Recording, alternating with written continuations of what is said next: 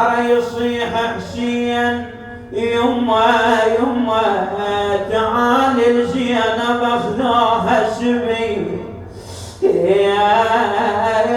تعال الزينب اخذوها